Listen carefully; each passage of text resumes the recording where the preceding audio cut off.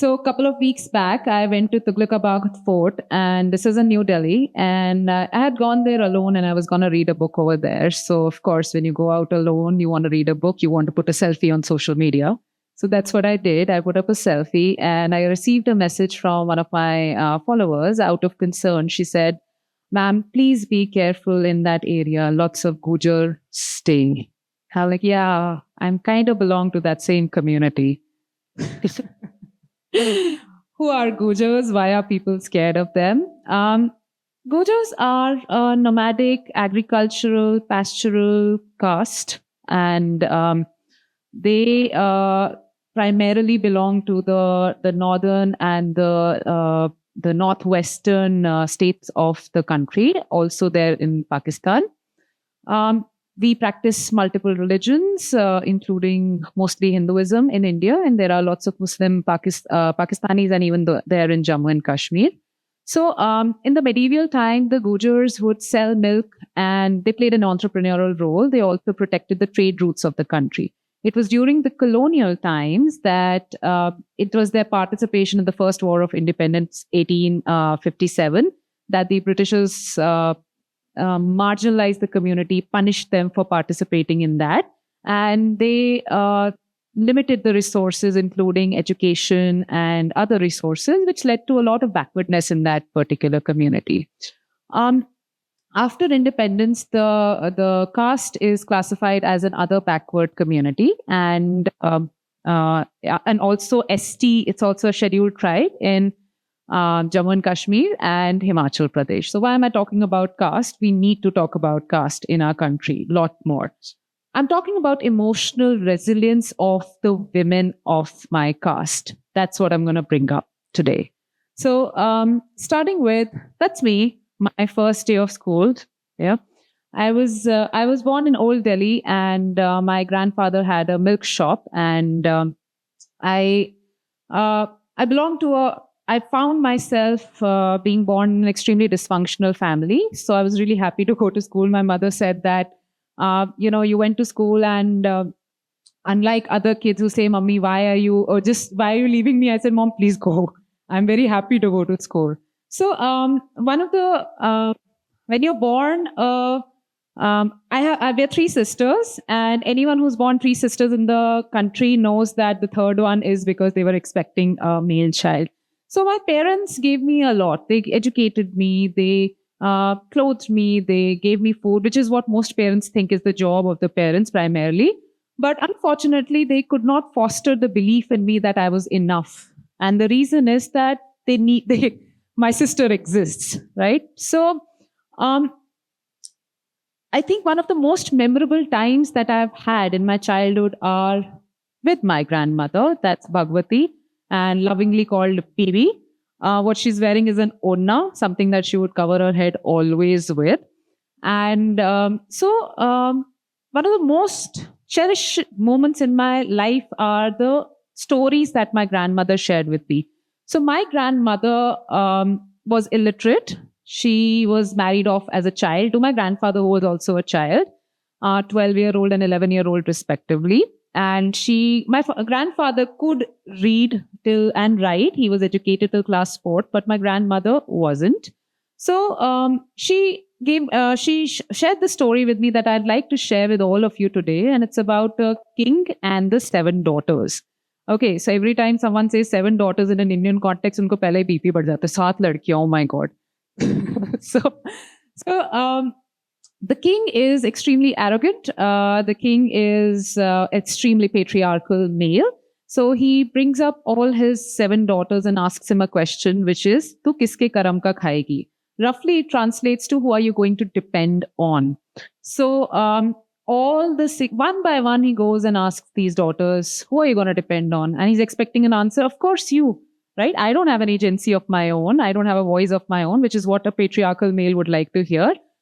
Except that the 7th and the youngest daughter says, "Main apne karam ka khaungi," which means that I am going to depend on myself. I am going to be empowered, and I am going to have an agency of my own. Of course, what does the father do? He banishes the daughter, calls the king's guards and says, "Take this woman away, and just give her one simple sari and get her married to the first man you meet. So the King's Guard take her out and they get her married to a man who was abandoned by his family because he was extremely sick and a financial liability to his family. So true to her word, she started finding ways to survive in the world, right? So she would go out in the village and she would get some food, feed herself, feed her husband. So there were two creatures in the jungle. There was a snake, and then there was a tapeworm in the stomach of this man. So she hears these two creatures talking.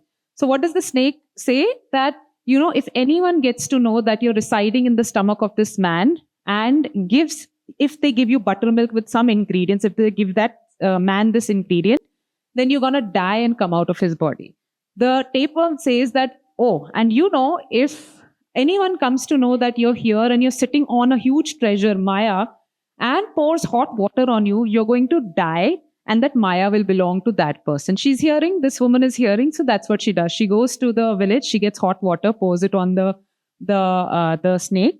The snake dies, leaves her with a lot of treasure. She then gives the buttermilk to her husband, and then the husband gets cured. In the end, what happens is that she makes a huge castle for herself, and she invites all the kings of the land, including her father. So she comes in the most beautiful, decked up, jeweled saris and everything, and she stands in front of her father and says, "Father, do you recognize me?" And he says that, "No, I don't." So then she comes in another sari and says, "Do you recognize me?" And he says, "No, I don't." The third time she comes in the same simple, suti cotton sari that he had banished her in, and then he recognizes her and says, "I'm very sorry. Yes, I do recognize you. And true to your words, you have made yourself on your own as an independent woman, and I'm very sorry." So that's the story. I was raised on feminist fairy tales. By the way, this tale comes from villages of the country, and unlike Cinderella, I was made to be my own person. There were a lot of this was, by the way, a photograph that I took when my grandmother was diagnosed with cancer. And I asked her to narrate all these stories again so that I could record them and cherish them and keep them with me. She also told me at that point of time the story of her mother, Gauhar. So that's Gauhar there, that's me, that's my dog Billu, and that's my elder sister. So Gauhar's husband passed away really early, one of the epidemics. And of course, today also in the villages, we do not have adequate healthcare services. Back then, I'm talking about early 1900. There were no, sort of like a corona kind of probably a fever came up, and viral fever, and the husband passed away. Now she had daughters who were 9 or 10 years old at that point of time, and her brother-in-law asked her to marry her, not because of any romance or love, but just because she was holding a lot of property in her, which was her husband's property, and now it was her property. Even till date in the country, there are a number of witch hunting episodes, which are basically women who are holding property, and they are abused, they are violated, because it is intolerable for a patriarchal society to see women hold that property. But Gauhar said, no, I'm not going to marry. She was beaten up, she was abused, she was violated. She said, I'm not going to marry you. My daughters are grown up. I don't need a husband. And thank God she did that. Her resilience made sure that my grandmother always had a land to her name and never had to be financially dependent on my grandfather, who, of course, was also not very happy with the marriage. Surprise, surprise, child marriages do not make for the most healthy relationships. So I grew up, and so my grandmother was not in a very happy, or what I understand, a healthy relationship, but she did not have to depend on my grandfather because of the act of Gauhar. Now, I grew up, and I used to have a lot of conversations with my grandmother, and one of the conversations I was having was, we were listening to music, and there's this song ki maine tere liye hi saat rang ke sapne chune. And I asked, बीवी तेरे लिए किसी ने 7 रंग के सपने चुने कभी? Like, ना बच्ची, हमारे लिए कौन चुनता है 7 रंग के सपने? Which basically means, did anyone ever celebrate or build any dreams for you? And that answer really broke my heart, because I was 13 years old and I was reading Mills and Boons. And I was dreaming of romance. And I was like, how can that be that my 75-year-old grandmother has never experienced this kind of love in her life? And I was like, no way, that's not going to happen to me. But that's not true. The bitter reality of being a woman gets exposed to you very, very early on in life. Just yesterday, I was just so happy to come here for this talk, and I went out to buy this blouse in the market here in Gurgaon, and I was sexually harassed. This man, while trying to measure me, tried to touch me, and that was just and that's just and one of my friends asked, "Are you okay?" I said, I think so. I mean, of course, I shouted at him, I called him out, I recorded all of that, but it's just such an everyday thing. How much can you hold on to? So it's not easy. It's an everyday battle to be a woman in this country or even in the world, and so it's worse in families because the personal is always the political. You can fight people outside. You can fight people you don't are not related to. But the worst part is to fight with people you love. And that's what patriarchy does. It cleaves families into these systems of oppression, the powerful, the dominant, and the oppressed. So while I was growing up with stories of strength and resilience of my mother, of my grandmother, of her mother, my father was watching his father. Yeah? Oscar Wilde has said it's the tragedy of every woman that she becomes a mother, and it's the tragedy of every man that he does not. My father did not well, let's just say we didn't break the intergenerational curse. And that was not okay for me. That led to a lot of conflicts, that led to a lot of fights, and a lot of estrangement also.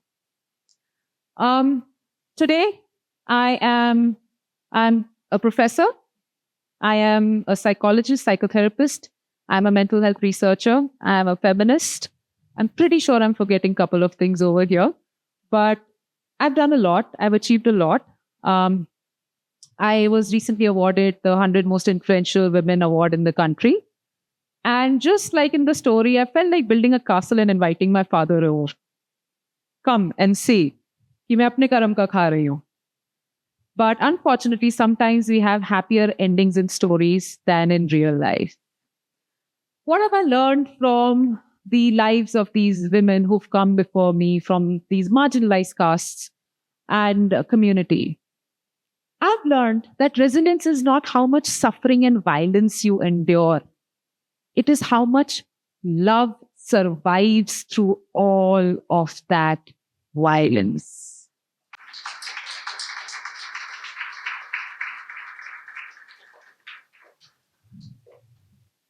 My grandmothers have taught me that love is not kuch kuch hota hai.